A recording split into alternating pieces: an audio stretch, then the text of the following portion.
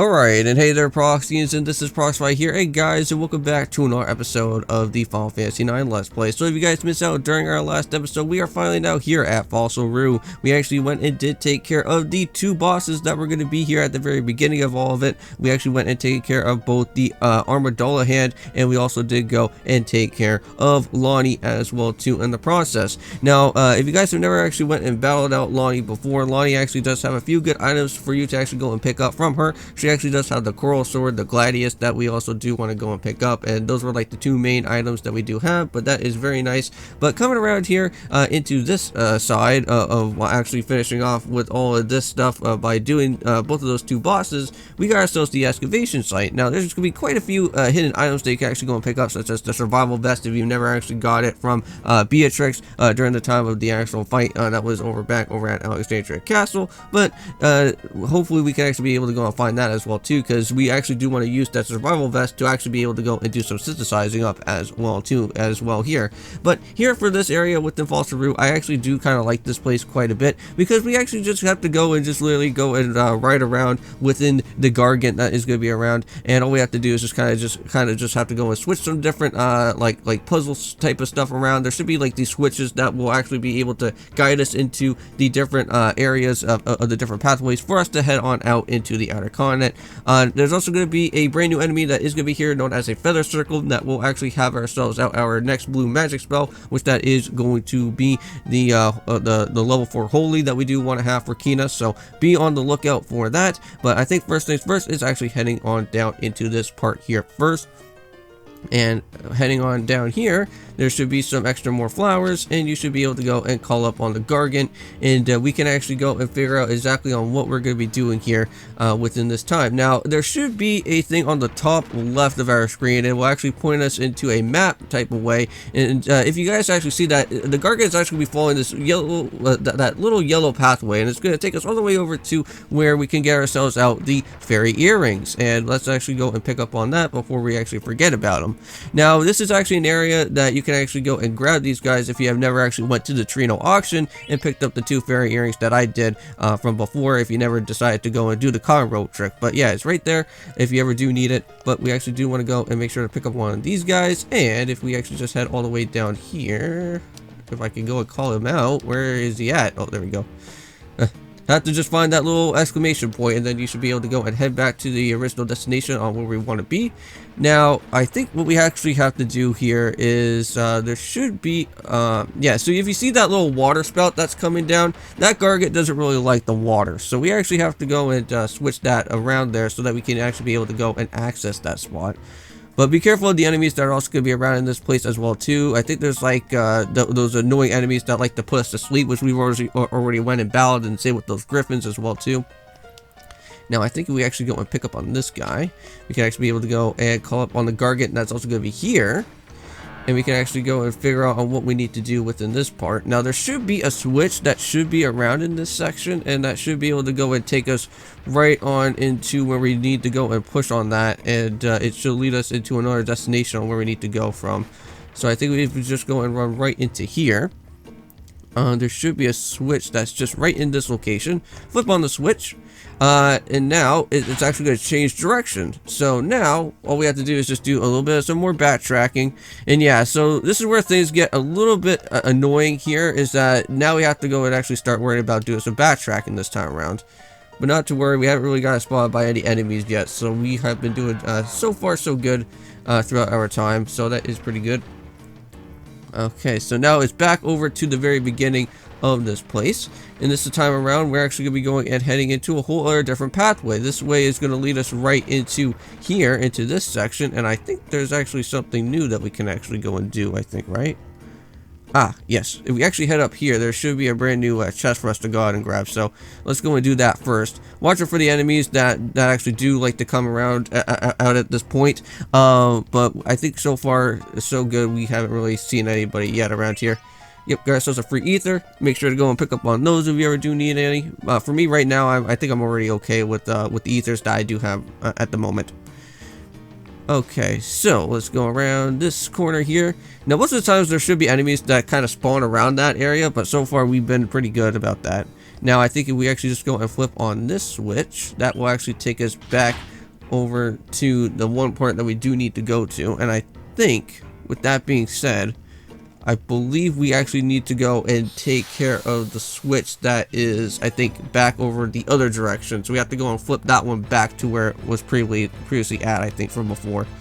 Oh, we got some more of these annoying bats guys again. But again, we should be somewhat okay for this, because we've already went and bowed out these guys from before during the time at Pinnacle Rock, so we shouldn't really be having too much of a problem here. Yeah, also they do have a Zorb, but hey, at least they didn't do anything that was too wild. Just look how much damage that actually does. That's crazy. Alright, with the Moltina Racket, it only does not that much. Come on, man. Uh oh, watch out for the Zorb. Ouch. Wow, it actually took like 33 of my health. Oh, now 30. Come on, man. Get out of here. Alright, well, hopefully we can actually go and worry about those guys there. Nice. With the Explode, it does a lot of damage. Oh, yeah, there you go. And that's how we get it finished. Not too bad. Now, the Feather Circles, I think they're a little bit, I think a little bit further away here within the excavation site. But we will be seeing them soon. So, just right now, not at the time of this. Alright, but there we go. Finally out of that section. Okay, and I think now all we have to do is just go and call back up the Gargant nuts here. Alright, there we go. And he should be able to come back down, and then we should be able to go and head on across to the next section. Which that should be nice. Alright, so yep. So it seems like we're going back a whole other different pathway this time around. But now we want to go and make sure that we actually go and flip off the switch and head through the other way.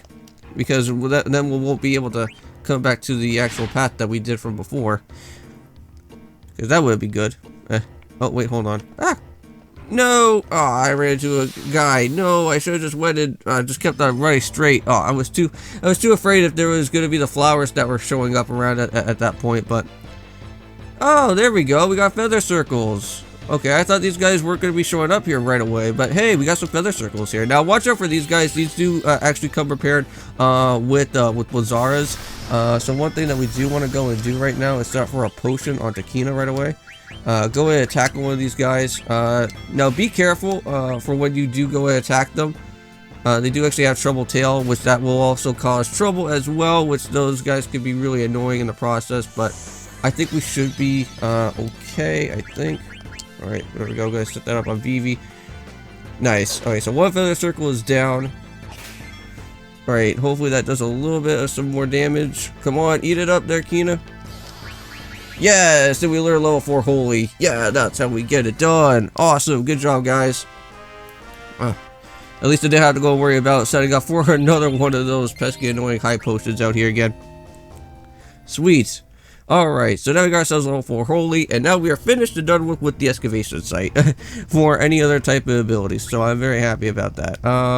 But there we go. Let's just go and set up for Cure right now, because we need to get everybody back up to their health right now. Alright, there we go, and I think we should be good for that. Now for Kina, in particular, we do need to go and set up for one of those Easters, and set up on one there as well, too. Alright, and I think we are set, but the one thing that I do want to go is set up for an anointment, because we also do need to go and take care of those, because all that annoying trouble that was going on there. Alright, and I think we are finished and done with those annoying Feather Circles, thank goodness. Yeah, but sometimes, most of the times, if you ever do encounter a Feather Circle, most of the times, you will be encountering at least like 4 different Feather Circles. Now, maybe on the rare off chance, sometimes you could actually go and be able to encounter 2 Feather Circles. Now, that always doesn't really normally happen that much, but if you are lucky enough, you could actually try and go and grab it out on that much of a faster way of doing that. But here we go.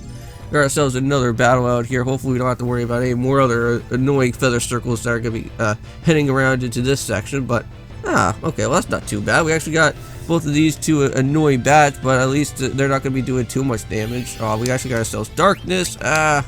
Hopefully that can kind of miss. Alright, thank you. Whew.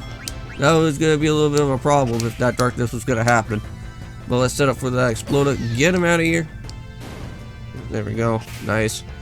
This should hopefully be a done deal with all those. Yep, and that is how we get it done. Those bats are no more. I just love our I love our equipment. I love everything that's been going on. Nice. So we also got ourselves a high potion from those guys, so we can make back the little bit of the high potions that I did miss out on throughout this episode. But there we go.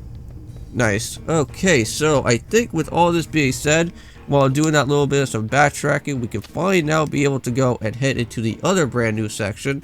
And I believe this is actually going to be the spot where we can actually go and pick up on the Lamara's Tiara, which we actually do really need to go and pick up for that. So hopefully if we ever do come across around here, we should be able to go and hopefully see it at some point.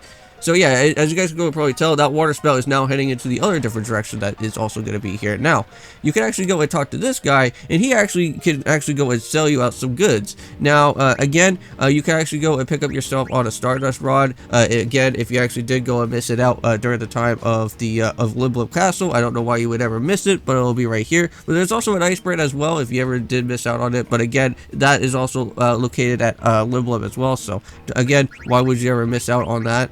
But yeah, there's also the Adamant Vest that you can actually go and purchase if you missed out on the battle with the snake boss that was there. But yeah, so we actually got all that finished. Head all the way up to the very top of this place. Be careful of the enemies that are around because they can actually go and attack you as well. But with all that being said here, I think what I would like to go and do, I think I have to go and hit on this switch first, I think, right? I think I have to hit the switch. I think it was. Yeah, I hit this switch, I think.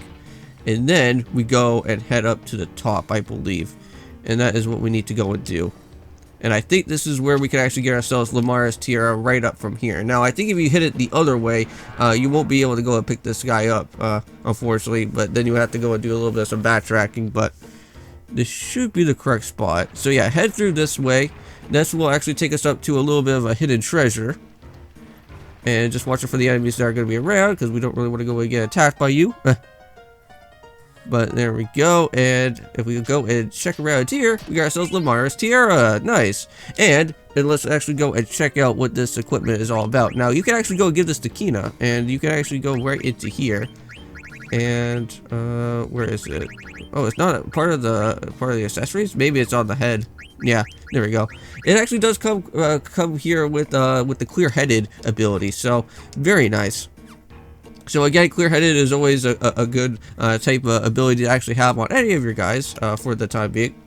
Alright, so let's go and head back, shall we? We actually do need to go and head up into the little section here. Alright, thank you, Mr. Gargant. Let's go and head back down to the bottom path of where I do need to go and hit that switch now this time. Now, I don't really think there's going to be any more other little hidden chests around here anymore. I think that was kind of like the last one. I think there's like one more other one. I just say that there was a survival vest that was actually around here. But we would actually have to wait a little bit later within around here in the excavation site. But that should literally be the last bit of the items that are actually hidden in this section. Alright, but where we do actually need to go is actually go and bring out Mr. Gargant again. And this time around, we should actually be able to head into our next location spot, which this is where we can actually go and figure out on where another one of these Moogles are actually going to be located at. And I think that should be happening here fairly soon, actually. Alright, so fall down this way. There should be a pathway that should be around here somewhere. Oh, here we go. Yeah, just keep on falling down this pathway here. I didn't even know if that was a pathway or not, but now we actually got this annoying spot. Now, I think if you actually try and basically try to climb all the way up there, you can actually see that there's actually going to be a little bit of a switch. But unfortunately, we cannot go and do that because if we actually keep on climbing all the way up, there's going to be this annoying water spout. Yeah, so there's going to be an annoying water spout that's going to be all the way up there. It's going to be causing a problem. But what we do need to do, however, is actually head into the bottom part here. And I think there should be a secret hidden passage that could actually give you the oh, come on, you, give me this. Thank you. And let's head all the way down here. And let's call it Mr. Gargant. And I think he should actually be able to take us right on over to the survival vest that's actually located within this spot. And I think this is actually going to be it. So keep on climbing. So again, you actually do see that there's another one of those little water spouts there. That's what we have to go and do, is switch on that switch around there. But let's go and see what we got around in this little spot here. Ah, okay. So that actually takes us right on over to that passageway, but I think... Is there a survival vest somewhere right here? No. Oh, wait, hold on. Aha! I got the survival vest. Nice try. I got it this time around. Alright, well, there we go. But I think I screwed up on something here, because don't I actually need to go and move around? Well, you know what? I think I'll worry about it for next time, because I don't really think I have enough time to literally go and do all this right away. So, wow, I can't believe they made it this far, but without getting hurt. This is my territory, so go dig somewhere else. But I'll let you excavate in exchange for a potion. Really? Okay, I guess I'll go and excavate around here for a little bit. So yeah, basically what happens here is that you can actually be able to go and use your pickaxe around in this little section right here, and you can actually go and dig for some stuff. Now, I'm not really too entirely certain on what you would actually go and find around in here, but if there is anything important, let me know in the comments down below, guys, because I'm not really too familiar with this whole mining little excavation thing going on here, but I think you can find like some ores and some other stuff of the sort like that, because I know that there is going to be a friendly creature at some point that will be located around. But what we do want to go and do is that if you actually go and hit this side, you can actually see that there could be a Koopo that's going to be around here somewhere. Now, I think it's a little bit hard to tell, but he should be somewhere around here, right? Come on. Oh, hey, I see you. I hear you. Come on. Yep, just keep on doing that a little bit, and I think Koopo should be coming out here pretty soon. Oh, hey, dude. Alright, there we go. Whoa! There he is. Hey there, Moogle. Alright, now I think if we actually go and talk to him, I want you to deliver a letter, but you can't hold any more. Oh, we can't? Oh, no. Okay. Well, I don't think we need the Outlaw and Moniv, I don't think anymore, but let's go and deliver this mail on over to him. Okay, so sweet. And I think that's what we're going to do here. And I think I'm going to be ending off this episode here for today. But anyways, guys, thank you so much for watching. I think we're going to pretty much kind of go and hold off on the Outer Continent for the next episode. But I think what I'm going to do is off recording, is that I'll go and hit the switch that is actually going to be back over at that little viney type area, so that you guys don't have to see me go and hit that switch. I'll hit the switch. I'll basically make everything go and change in a whole other different way on what it has to be. And then I think with all that being said, we should finally actually be able to hopefully go on over to the Outer Continent and pick up ourselves with the last two other blue magic spells that we can actually go and do for Kina. But I'll see you guys in the next one, and peace.